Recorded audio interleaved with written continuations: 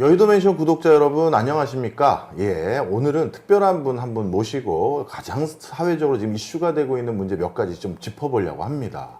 때 아닌 반도체 클러스터 호남 이전, 호남 유치 이런 표현들이 지금 세간에 화제가 되고 있고요. 그래서 여기에 대해서도 갑론을박이 많은 것 같습니다.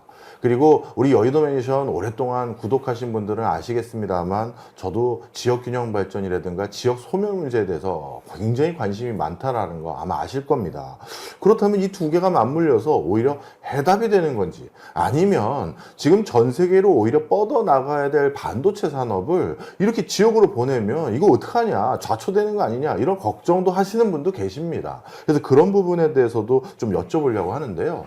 이걸 어느 분에게 여쭤보면 좋을까 하다가 제가 마침 알고 있는 지인분 중에 지방 사랑을 이분보다 더 많이 하는 분이 없고, 그 또 가장 이쪽 지역의 정통한 행정 전문가 한 분을 오늘 모셨습니다.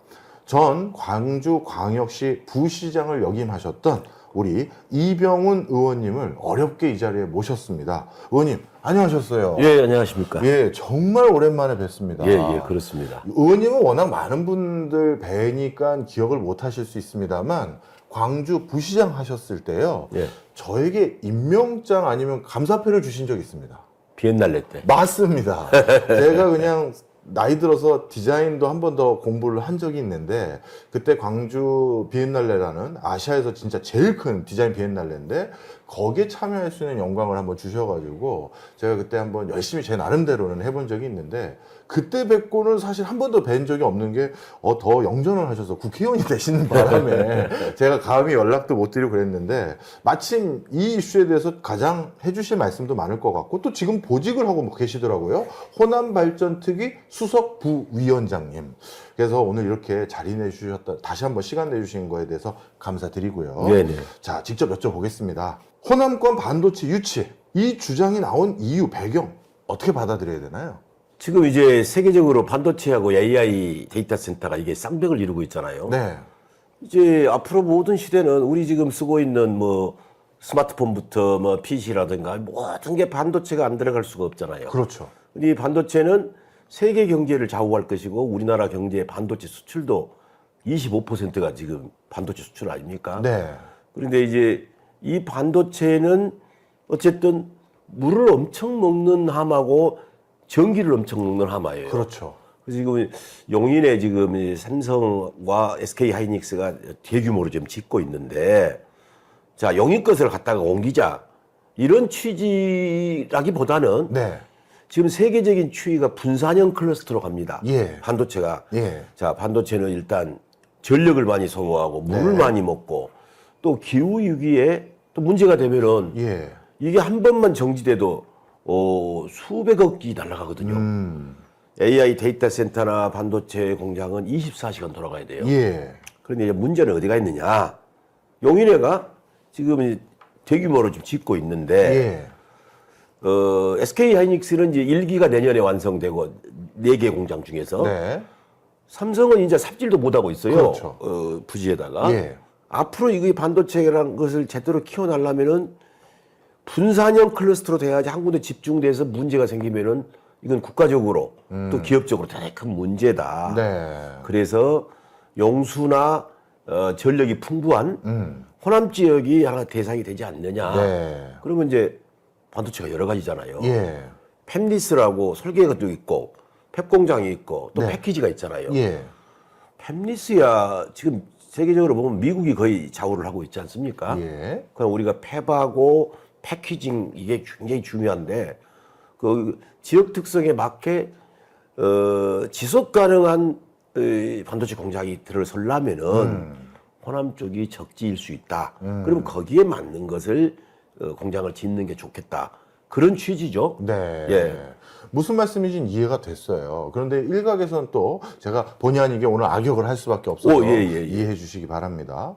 지역 균형 발전에 대해서 우리가 반대할 사람이 누가 있겠습니까? 많은. 그럼에도 불구하고 첫 번째, 일단 전력과 물도 당연히 중요하고, 지금 용인에서도 여기 아직까지 답을 못 주고 있는 것도 사실인데, 그런데 반도체 공장에서 또 하나 중요한 요소가 굉장히 유능한 인력 유치인데, 지금 안타깝게도 우수 인력들이 뭐 이걸 천안이라고 해야 될지 어딘지 모르겠습니다만 마지노선 어디 이하는 안 내려가겠다. 이게 엄연한 불편한 현실 아니냐. 예. 그런데 그것도 지금 안 가겠다고 하는 찰나인데 저기 호남권에다가 반도체 공장을 지어버리면 그 우수 인재를 어떻게 확보할 거냐. 이 부분이요. 그 남방항에서는 말을 했어요. 예. 용인까지가 더 수도권에서 밑으로 안 내려갈 것이다. 예. 근데 그건 진짜 잘못된 거예요. 지금 양질의 일자리가 수도권에 있다 보니까 거기에 지금 뭐 전남 전북이든 지방에서 몽땅 올라가 가지고 예. 수도권은 완전 포화 상태고 지방은 저 청년 인구가 계속 소멸하고 있거든요. 그렇죠. 인력은 가장 큰 문제가 대기업이 거기에 들어오게 되면은 예. 소부장 기업까지 들어서게 돼서 양질의 일자리를 만들면 그쪽으로 몰리게 돼 있는 것이 구조예요. 그래서 이건 논리적으로 안 맞는 구조고 또 광주에 또 이게 있어요. 패키징하는 네. 엠코라고 있어요. 엠코 알죠. 테크놀로지. 엠코 테크놀로지 사장 얘기를 들어보니까 오히려 광주의 고급 인력을 인천 쪽에다가 공급을 해준다는 거예요. 아. 이게 이렇습니다. 팹리스는 세계적인 두뇌를 가진 사람들이 한다고 그럽시다. 예. 설계는. 그러나 팹 공장이나 패키징은 네. 진짜 성실하게 이 손재주 뛰어나고 그 전체 소통이 잘 되는 그런 사람들을 요구해요. 그럼 거기에는 고등학교 나온 사람도 되고 대학 나온 사람도 됩니다. 네. 그러나 대기업이 하기 때문에 일자리가 양질의 일자리죠. 그래서 그 인력의 난방 한계선 이건 맞지 않는 소리다. 첫째. 그다음에 두 번째. 자, 전력을 어떻게 할 것이냐. 네. 용인의 지금 계획대로 SK 하이닉스와 삼성이 간다 그러면은 16기가 정도를 요구한다는 거예요. 예. 기가와트. 예. 16기가와트면은 지금 원자력 발전소가 한 개가 1기가와트거든요. 거의 1이죠. 거의. 지금 전력이 정부 측에서 확보한 것이 한 4기가 정도밖에 안 돼요. 그러면 나머지 12기가를 어떻게 채울 것이냐. 예. 그 채울 것을 호남에서 송배전을 올리고 초고속 네. 또 강원도에서 송배전을 한다. 예. 그다음 생각해 보십시오. 송배전 하는 것이 민원이 엄청 많고 그렇죠. 엄청 많습니다. 그리고 가는데 10조가 뭡니까? 더 들어요. 예. 그다음에 기간적으로 보면 10년이 넘게 들어갑니다. 그럼 어느 세월에 갈 것이냐? 네. 이건 국가적으로도 문제고 기업한테도 큰 도움이 안 된다. 예. 그래서 지금 세계적으로 미국이나 대만 TSMC도 보면요. 다 분산을 해놨어요. 네. 심지어 구마모토까지 진출해서 그렇죠. 다 분산해 놓은 겁니다. 미국도 한 군데다가 집중 클러스터를 안 만들고 다 분산해요. 예. 왜 그러겠습니까? 네. 만일에 한 군데가 지형적으로 문제가 되면은 안 되기 때문에 이제 분산형 클러스터가 맞는데 지금 이러다 보니까 마치 용인에 있는 그것을 우리가 호남으로 뺏어간다. 네. 이런 생각은 지역 이기주의에 관한 것이고 어떻게 국가적으로도 균형 발전을 이루고 기업적으로도 지속 가능하게 그게 돼야 되잖아요. 예.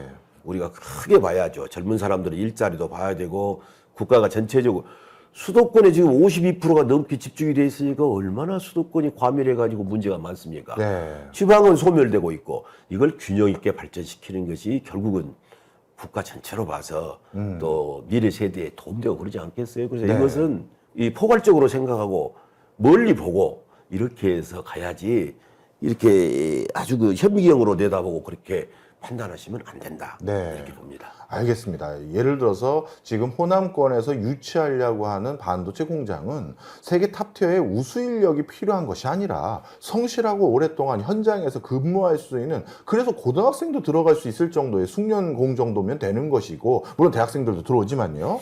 그런 것인데 그걸 고급 인재가 거기까지 가겠느냐, 그런 맥락이 안 맞는다. 그리고 세계적인 추세가 공장들이 분산화되고 있는 게 추세다. 자, 그러면 마지막 질문하고 다음 이슈, 중요한 이슈 오늘 많아서 넘어가겠습니다. 그렇다면 다 좋다.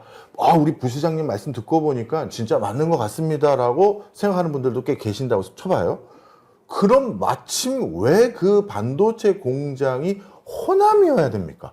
강원도도 되고 뭐 대구도 되고 예전에 대구도 한번 그 SK 하이닉스 유치하려고 했었잖아요. 그리고 지금 충청권에는 SK 하이닉스 공장도 또 있는 곳도 있고 그럼 다른 지역이어도 될 텐데 굳이 왜 호남입니까? 아, 예. 그것은 호남의 하나의 원오브댐입니다. 아, 원오브댐. 예, 산자부 지난번에 작년에 대통령 주재 AI하고 반도체 회의를 했을 때도 보면은 네. 수도권, 호남, 영남이 삼각축으로 해서 반도체를 분산형 클러스터로 가자. 그러니까 이런 것이 기본적인 입장이고. 네. 그럼 호남은 타 지역에 비해서 어떤 장점이 있느냐? 네. 우리가 이제 아리백이라고 그러잖아요. 예. 재생에너지를 100% 써야 2040년 이후에 수출이 막힘이 없어요. 예. 세계적인 대기업이 아리백을 지금 추진하는데 아리백이 되려면 재생에너지를 100% 써야 돼요.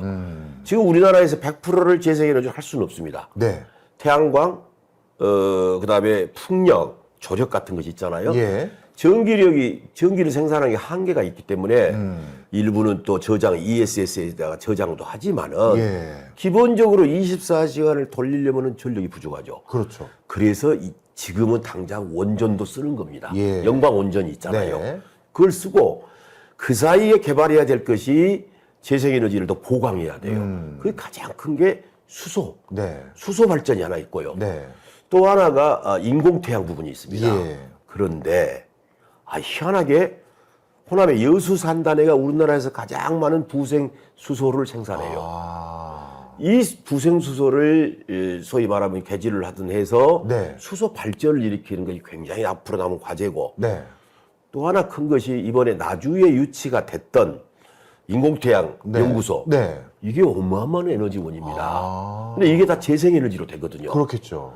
자, 그러면 국가의 장래를 멀리 볼 때 아리백을 실천할 수 있는 최적지는 호남이죠. 호남에가 이제 물도 수도권은 한강물을 쓴다고 그러는데 네. 그건 이제 한 개의 수원을 가지고 상수원을 쓰는 것을 쓴다는 것도 좀 그렇고 네. 호남은 이제 영산강 수계도 있고 섬진강 수계도 있잖아요. 예. 수계가 다양하니까 물 문제가 있고 아까 말한 재생에너지도 앞으로 계속 확대 발전해서 갈 수 있는 여건이 갖춰지기 때문에 그렇다. 네. 그러면 인력은 아까도 말했지만 한 가지만 보충을 네네. 하면은 SK 하이닉스에 다닌 사람한테 얘기를 들어봤어요. 예. 근데 그 중에서 신규 채용한 사람 중에서 가장 일을 잘한 사람이 어디냐 했더니 네. 체대 나온 사람이래요. 오. 이건 전공하고 관계가 없어요. 그 사람이 협업도 잘하고 예. 소통도 잘하고 네. 성실하게 손재주가 좋고 이것은 이제 반도체를 선세해야 되잖아요. 예. 그래서 오히려 반도체 팩 공장에는 학벌 좋은 서울대 출신이 더 일을 못할 수도 있다라고 생각할 수도 있어요. 그런 면도 있다. 네. 물론 이제 고급 인력들이야 팹리스 설계하는 네, 쪽에서 종사하면 되잖아요. 네. 무슨 말씀인지 이해했습니다. 많은 분들 뭐 지금 부시장님 말씀 들어보시면 아시겠습니다만 뭐 호남만 반도체 유치를 하겠다 이런 의미는 절대 아니다. 예, 예. 그리고 트라이앵글처럼 해서 다른 지역에서도 기회가 있을 텐데 국가의 중장기적인 에너지 수급 체계까지 고려했었을 때 그래도 최적지 중에 하나가 아니겠느냐 이런 입장이다라는 거 일단 전달해 드립니다. 자, 그리고 또 한 가지 여쭤보겠습니다. 저도 이제 반도체와 관련해서 또 질문도 드리고 또 궁금한 것도 있지만 워낙 요즘 이슈가 많더라고요. 두 번째가 광주 전남 행정통합이에요. 예. 야, 이것도 뭔가 굉장히 빠르게 진전되고 있는 것 같습니다. 이 얘기 행정통합이 나오는 배경이 또 뭐예요? 부울경이야. 부산, 울산, 경남 지역에서도 오래전부터 준비를 해오다가 예. 법안까지는 안 갔습니다만은 그 다음에 대구 경북도 그렇고 작년에 또 대전 충남도 통합을 하자. 네. 이런 분위기 속에서 광주 전남도 이래서는 안 되겠구나 해서 통합을 하자. 네. 그러면 이제 시기를 어떻게 볼 거냐. 지금 금년 6월이 지방선거잖아요. 그렇죠. 그럼 출마할 사람들은 야, 금년 끝내놓고 4년 뒤에 하자. 그렇겠네요. 이런 생각들을 갖지만 이것은 4년 뒤에는 못 합니다. 오랜 행정 정치 경험으로 보면은 네. 뭐냐. 물 들어올 때 노조해야 돼요. 예. 지금 이재명 대통령이 워낙 국가 균형 발전에 대한 뜻이 강하잖아요. 네. 그래서 이때 되면은 전폭적으로 재정과 권한을 주겠다. 통합된 네. 지역에. 그래서 대통령이 강한 의지를 가지고 있단 말입니다. 예. 이러기 때문에 지금 해야 돼요. 네. 그러면은 지금 2개 정도가 될 것 같은데 결과를 봐야 되는데 예. 광주 전남 통합, 예. 대전 충남 통합 예. 이렇게 하면은 시도지사를 따로 뽑은 게 아니라 한 번에 뽑아야 통합단체장 한 명을 뽑아가지고 예. 전체를 하는 거죠. 예. 이게 규모의 경제에 집적의 경제 효과를 낼 수 있습니다. 아. 생활권하고 경제권을 묶어서 예. 지역을 지금 아니면은 안 될 정도로 획기적으로 발전시킬 수 있는 계기가 행정통합이에요. 네, 이해했습니다. 네. 물론 30년 전에도 시도는 했었다. 하지만 그 시도하는 궁극적인 배경은 규모의 경제를 실현하고 그리고 집적의 경제도 실현할 수 있는 터전을 만들려면 행정이 하나로 아우러져야지. 예. 안 그러면 되겠느냐. 아, 그런 배경이군요. 예, 예. 그러면 이런 행정통합이 이루어지면 지금 저를 비롯해서 진짜 적지 않은 사람들이 아, 이게 무슨 서울공화국도 아니고 이러다가 진짜 전 이런 생각도 해요. 만약에요, 코로나19 다음에 이상한 또 전염병 돌았는데, 우리 전 국민이 서울 수도권에 몰려 살다가 여기 방역 실패하면 이제 큰일 나거든요. 진짜 서브로라고 표현해야 될지 모르겠습니다만, 뭔가 좀 나눠져야 국가가 생태계에도 안정감이 있는 건데, 그런 차원에서 뭔가 어딘가도 지역 소멸이 아니라 다시 살아나기 시작했다. 이런 시그널이 있어야 되는데, 광주, 전남 행정통합하면, 그렇게 지방소멸이 완전히 바뀔 분위기가 될까요? 그게요. 가장 큰 것은 정부가 엄청난 지원을 통합된 지역에 주겠다. 예. 권한과 재정을 주겠다는 거예요. 네. 그 다음에 거기에다가 대기업이 지방으로 이전할 때 인센티브를 주는 것들이 들어 있습니다. 아. 지금 대통령 의지, 이재명 대통령 의지에 따라서 국무총리가 발표를 했어요. 예. 그렇게 해서 우선 그 법안을 아주 급히 만드는데 네. 2월 달에 상정해서 2월 달에 끝내자. 네. 그러면 이제 6월 선거에부터 한 명을 뽑는데 예. 통합된 지역에는 연간 최대 5조를 줘서 4년 동안 20조를 주겠다. 예. 그다음에 통합된 지방정부들은 서울특별시 같은 권한을 주겠다 이거예요. 네. 그럼 거기에 부시장, 부지사 이런 사람도 차관급으로 해서 권한을 높인다. 예. 그다음에 이제 균형 발전에서 공공기관 지방이전 있잖아요. 예. 그 지방이전에서도 통합된 지역에는 인센티브를 강하게 주겠다.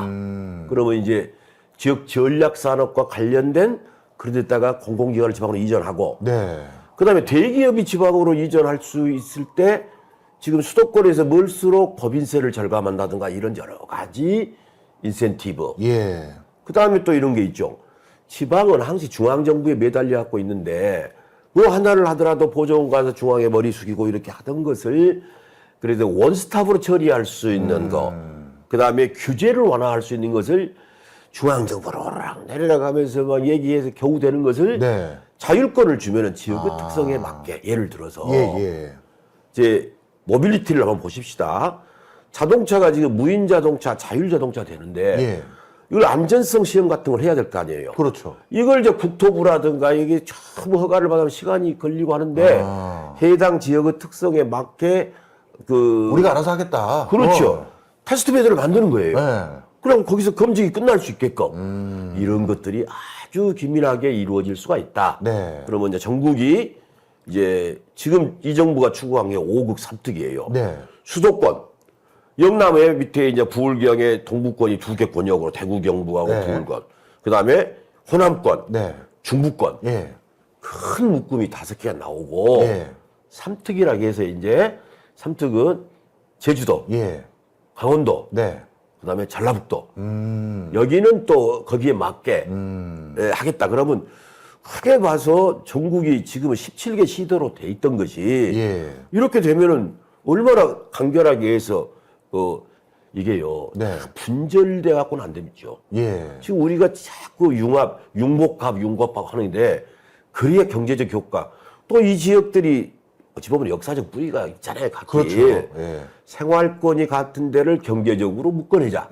이랬을 때 지역 발전을 키우고 수도권에 비대한 것을. 네. 수도권이 동맥경화증이 아닙니까?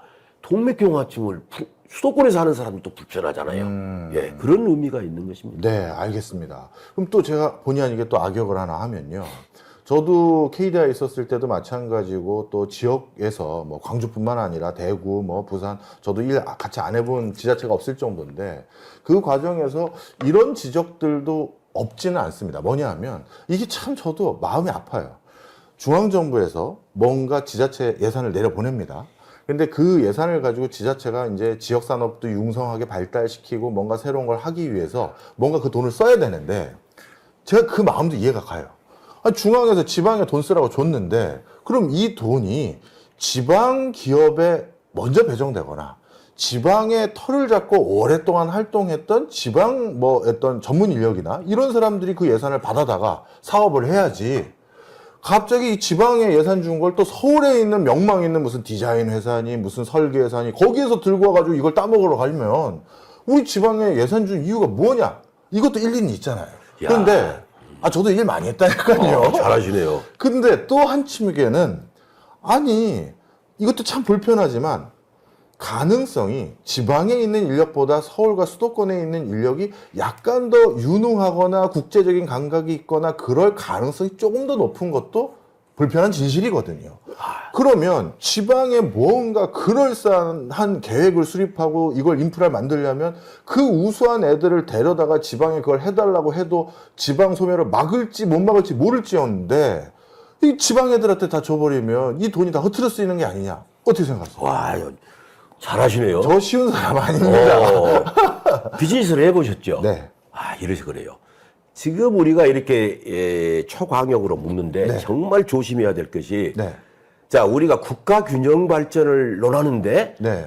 통합된 지역에 거기에 균형 발전도 굉장히 중요합니다. 그렇겠죠. 그래서 이게 통합 시작이 굉장히 행정 경험, 정치적 경험 이게 굉장히 중요하다고 봐요.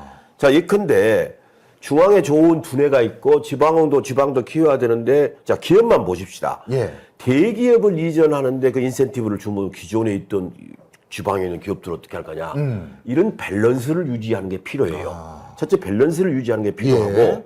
두 번째, 컨소시엄 제도가 중요합니다. 컨소시엄. 뭘 기획을 하게 될 때 또 예를 들어서 중앙하고 지방하고를 연결해서 컨소시엄으로 안을 제안을 한다든가 예. 설계를 한다든가. 그럼 가산점 주고. 그렇죠. 그렇게 해서 중앙의 두뇌와 지방의 그 현실감을 결합시키는 예. 이런 조화를 이루는 것도 대단히 중요해요. 그래서 제가 볼 때는 통합시장은 바느질을 잘해야 돼요. 네. 바느질을 잘해야 되는데 커졌는데 그것을 예를 들면 전남만 해도 서부권, 중부권, 동부권이 각자 좀 틀려요. 네. 또 그다음에 광주라는 광역시가 있잖아요. 예.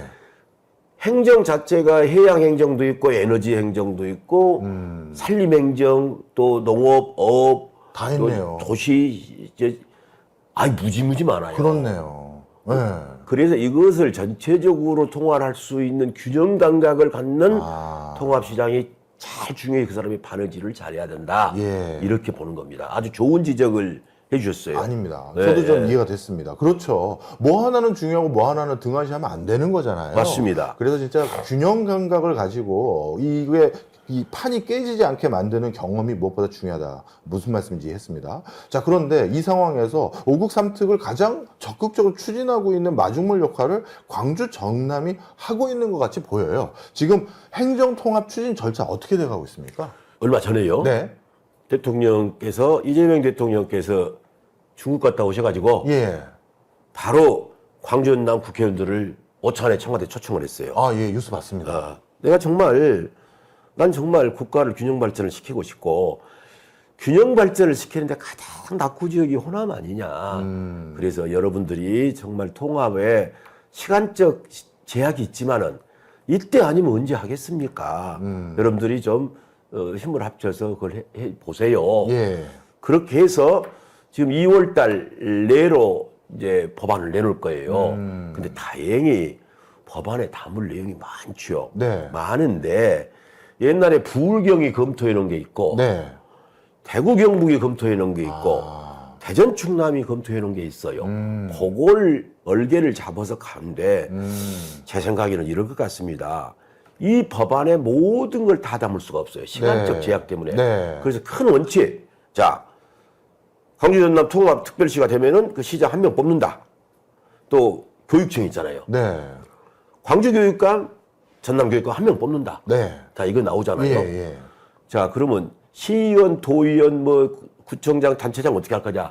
이런 부분은 그대로 갑니다. 당분간은. 그래서 2년 뒤에 총선 예. 때 단서 조항을 달아서 그때 가서 어떻게 한다든가 한꺼번에 큰 방향을 정하고 예. 이 방향에는 이제 한 명씩 뽑는다는 것하고 통합된 지역에는 정부에서 어떤 혜택을 준다. 네.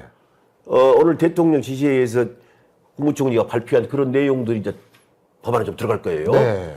그렇게 해놓고 구체적인 것은 추후로 미뤄서 간다. 그러면 네. 우선은 서울특별시가 지금 시장 밑에 25개 구가 있지 않습니까? 구청장에. 예. 그러면 광주남 통합이 되면은 27개 시군 구가 나오게 되는 겁니다. 예. 광주가 5개 구청장, 예. 전남이 22개 시장 군수니까 예. 요걸 유지를 했다가 예. 앞으로 이제 2년 뒤에나 해서 자 시의원이나 도의원을 통합해갖고 몇 명을 뽑을 것이냐. 이제 세부적인 것들이 많죠. 네. 이런 것은 한꺼번에 다 담을 수가 없으니 그렇겠죠. 선통합 후보안 이렇게 해서 가서 지금 아주 시간적 제약이 있지만은 워낙 대통령 의지가 강하고 예. 하다 보니까 역대 말입니다. 그 김영삼 정부 때도 그랬고 노무현 정부 때도 그러고 다 그랬거든요. 예. 너무 이렇게 지방자치단체가 이렇게 분절돼 있으니까 어렵다. 네. 크게 이렇게 가자라고 그런 정책적 의지를 가졌지만은 예. 대통령이 직접 나서 가지고 이렇게 시도 통합에 이렇게 발벗고 나선 거는 이번이 처음이에요. 그래서 난 이번에 될 것 같습니다. 또 돼야 되고 예, 예, 예. 이번에 알겠습니다. 안 되면은 안 돼요. 기약을 못 하는군요. 아이, 뭐. 그래서 이게 발족된 겁니까? 호남 발전 특별위원회 이게 발족돼 있고 또 우리 부시장님께서 여기 또 수석 부위원장 하고 계시더라고요. 이게 같은 설립 배경이 이거 이번에 끝내자 이 목적인 거예요? 호남 발전 특별위원회가 출범이 돼가지고 어떻게 호남의 먹거리를 만들 거냐 한 뒤에 지금 광주 전남 통합문제 나왔어요. 오히려 자, 순서가 반대군요. 어떻게 된 거냐? 네. 이재명 대통령이 특별한 희생에는 특별한 보상에 따라야 된다라는 걸 느껴서 국정철학에다 내놨어요. 네. 지금까지 이 나라 민주주의를 지키는데 가장 희생도 많이 했던 광주를 비롯한 호남, 예. 민주당을 지켜준 호남, 나라를 지켜준 호남. 그런데 우리는 뭐 했냐? 이런 반성 속에서 이제는 민주당이 호남 발전을 위해서 답을 할 때가 됐다. 그렇게 당대표가 정청래 당대표가 말하면서 만든 것이 호남 발전 특별위원회였고 네. 제가 이제 광주를 총괄하는 수석부위원장을 해서 공부 많이 했어요. 예.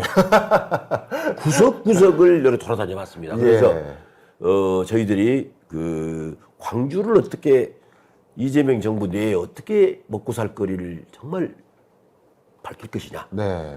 두 번째, 광주 전남을 연결해 가지고 어떻게 초광역적으로 발전시킬 것이냐. 이것을 엄청 현장을 많이 다녀가지고 26건을 내놔서 당에다 보고를 했어요. 안건을. 예. 예. 네. 여기에는 정말 이제 돌아다녀 보니까 구석구석에 정말 기가 막힌 기술과 앞으로 희망이 보이는데 방치된 것들. 또 연결이 안 된 것들. 네. 이게 연결이 효과가 커요. 그렇죠. 연결을 했을 때 시너지가 나는데. 그럼요. 그래서 그런 것들에 대한 이 정도만 되면 국가 균형 발전, 호남도 어느 정도 먹고 살 거리가 되고 청년들이 안 떠나겠구나. 이렇게 하고 있는데 지금 광주난 통합으로 또 연결이 된 겁니다. 그렇군요. 예. 사실 저도 뭐 광주를 좀 지인들이 많아서 전남대, 뭐 조선대도 많고 또 대구도 계대, 뭐 그다음에 경북대도 많고 이렇게 명망 있는 대학들이 있는데 대학도 옛날보다 위상이 너무 줄어들고 또 지역에 갈 때마다 이 경기가 몸에 체감이 되는 게 아니 왜 자꾸 이렇게 쪼그라들지 걱정이 됐었는데 이번에 이걸 완전히 바꿀 수 있는 여러 안들이 만들어졌고 그 찰나에 행정통합까지 이렇게 이슈가 돼버린 거군요. 예. 이제 이해가 좀 됐습니다. 제가 여론조사 살펴봤거든요. 그 통합 시장이라고 해야 될지 도지사라고 해야 될지 그건 모르겠습니다만 부시장님 조남도 거기 언급이 되어 있던데 누가 하는 게 좋을까요? 자기 PR 제가 하면 좋죠. 자기 PR 드린 거예요. 그래서 근데 이제 제가 볼 때는 네. 처음에 통합 초대 시장은 네. 어쨌든 소통 능력, 네. 그다음에 뭐니 해도 행정 경험이 중요할 것 같아요. 근데 행정 경험만 갖고도 안 돼요. 정치력이 있어야 돼.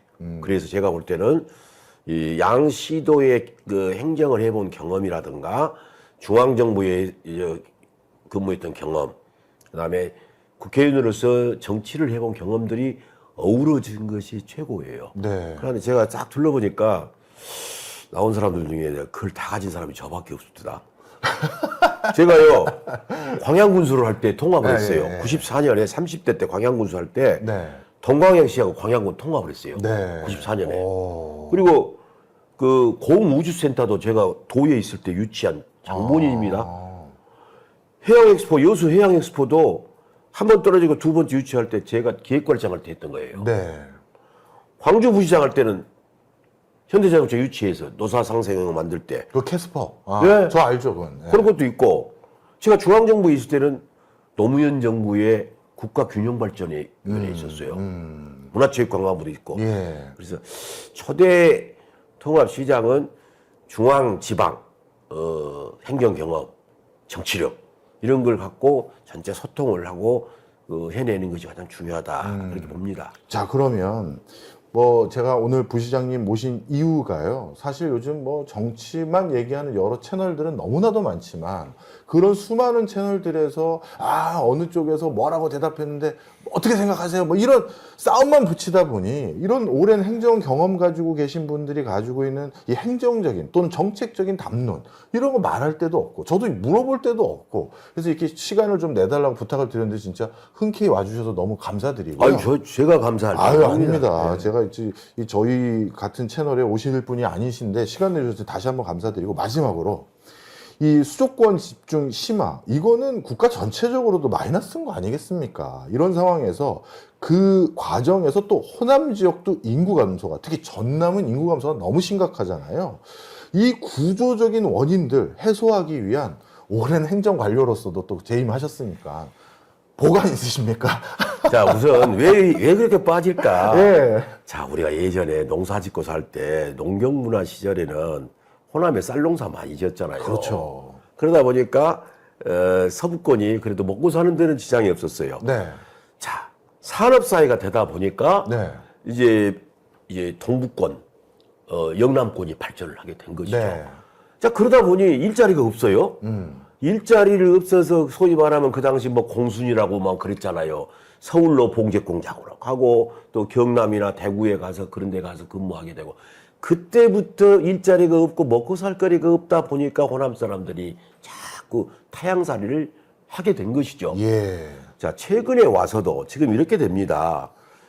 수도권과 지방을 볼 때 지방이 지방소멸이라고 말하는데 영호남을 비교해도 차이가 많이 나요. 큰 차이가 있죠. 네. 수도권과 지방의 차이도 있지만은 영호남에도 호남이 정말 참 일자리가 없다 보니 떠나는 겁니다. 희망이 없어요. 그러니까 젊은 친구들이 미래에 대한 희망이 없다 보니까 떠나는 것이고 여가 적절한 자리가 있다면은 왜 떠나겠습니까? 수도권이 훨씬 물가도 비싸고 아이고 집도 얼마나 비쌉니까? 그렇죠. 예. 광주는 음식도 좋고 좀 생활비도 적게 들 거 아니에요. 맞아요. 떠나요. 길이 없다 보니까. 예. 그래서 이런 젊은 사람들에게 희망을 갖게 해주는 것이 제일 중요한데 그렇다는 것은 양질의 일자리 크게 보면 두 가지로 봐요.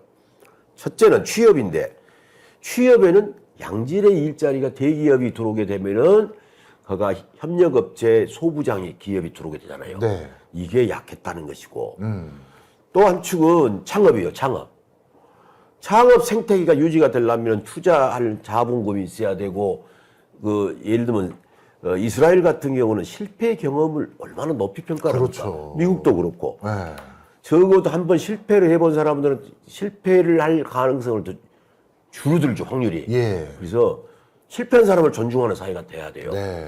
그래서 요즘은 한 사람이 수백만을 먹여 살 수 있는 그런 시대가 됐잖아요. 그렇죠. 그런 두뇌를 잘 활용할 수 있도록 실패해도 다시 도전할 수 있는 창업의 생태계를 유지하는 거. 이게요. 지방은 네. 일단 투자할 수 있는 아이템도 부족하고 사람이 없으니까 예.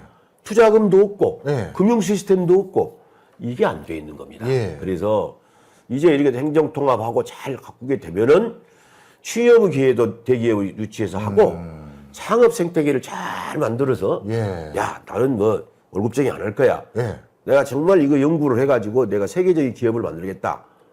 그런 도전적인 풍토를 만들어야 됩니다. 예. 난 가능하다고 봐요. 네. 이게 지금은 옛날하고 틀렸어요. 예.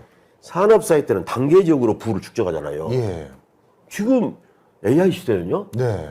한 사람의 젊은 아이디어가 이 계단이 없어요. 맞아요. 한 번에 그냥 터지면 그냥 터지더라고요. 이게 창의력인데 이 창의력은 감성이 풍부한 데서 많이 나옵니다. 그렇죠. 그래서 이제 제가 호남 출신들을 보면 아무래도 문화예술이 발달된 예. 그런 DNA가 있기 때문에 오히려 이런 사람들이 조금만 기회를 만들어주면은 큰 기업을 만들어낼 수도 있다. 희망을 가져봅니다. 희망을. 예. 진짜 그러면 좋을 것 같아요. 서울과 수도권에서 창업해서 실패했습니까? 그럼 실패해서 얻은 그 두둑한 경험 가지고 우리 뭐 광주, 호남 이쪽으로 오세요. 그럼 우리가 또 기회 드리겠습니다. 할 수도 있으면 정말 뭔가 지역 균형 발전도 생기고 뭔가 적극적인 경제 활동하는 사람들에게 또 세컨 찬스도 주고 좋을 것 같은데 예. 이 또 더 잘하시잖아요. 가끔 서울과 수도권에서 태어난 사람이 지역 가서 귀농, 귀촌, 귀여 아니면 거기에서 뭐 해보겠다 하면 사실 보이지 않는 텃세도 있습니다. 시장님, 부시장님. 이거 뭐 어떻게 하실 거예요, 진짜. 시골이 원래 텃세가 있는데 텃세가 있어요. 예. 있는데 조금 지나면은 예. 사람 귀한지가 사람이 귀하잖아요. 귀해지니까. 그래서 거기서 내려간 사람들이 예를 들면 리타이 한 60대가 내려가면 시골 가면은 완전히 청년이죠. 네네. 아니 80대, 90대 살고 있는데 60대 오면은 얘기 아닙니까 얘기. 그렇죠. 거기에서 조금 이렇게 에이 바르게 하고 그러면 정스럽게 하면 금방 이렇게 돼요. 처음에가 힘들지. 네. 요즘처럼 사람 귀할 때는 우리 지역도 가리지 않는다 이런 말씀이시군요. 알겠습니다. 사실 다시 한번 말씀드리면 진짜 요즘 여러 매체에서 뭐 정치권에 계신 분들에게 정책 얘기도 듣고 싶고 이렇게 지금 발빠르게 행정통합 추진되고 뭐 반도체 호남 유치 뭐 이런 얘기가 나오면 이 맥락은 뭐고 도대체 왜 이런 얘기가 나오는지 여쭤보고 싶은데 요즘 뭐 모든 매체가 누가 뭐라고 발언했는데 어떻게 생각하십니까? 싸움질만 하고. 이러니까 우리 저기 부시장님한테 전화 드릴 수밖에 없었고. 근데 이렇게 진짜 오늘 이것 때문에 광주에서 올라오셨다면서요. 예, 근데 저는요. 너무 감사합니다. 우리 여의도 멘션 박정호 교수가 하신 것이 그 경제 쪽에 일을 네. 많이 하시잖아요. 이 유튜버들이 너무 지금 정치 일변도로. 그리고 OX예요. 예. 죽이자 살리자. 이건 안 됩니다. 그렇죠. 정치란 것은 저는 지방행정도 해보고 중앙행정도 해보고 정치도 해봤잖아요. 네. 그런데 적어도 우리가 먹고 살 거리에 대한 거의 자존심. 네. 노인들 일자리가 사실은 최고의 복지가 일자리예요. 그렇죠. 일자리는 젊은 사람한테도 필요하고 나이든 리타이어한 사람들한테도 일자리가 얼마나 소중합니까? 그런데 맨날 정치적으로 죽여라 살려라만 해갖고 나라가 어떻게 돼요? 그럼요. 나 이건 아니다고 봅니다. 네. 그래서 좀 더 문화적인 이야기, 경제적인 걸 통해서 삶의 어떤 자존심도 회복하고 네. 또 삶의 질도 바꿔낼 수 있는 그런 채널이 좀 많이 나와서 그런 거에 대해서 좀 집단지성도 좀 발휘하고 네. 좋은 지혜도 이렇게 내놓고 네. 그랬으면 쓰겠어요. 네. 사실 이 조그마한 방송 때문에 진짜 반나절을 다 허비하셔야 되는데도 불구하고 와주셔서 감사하고요.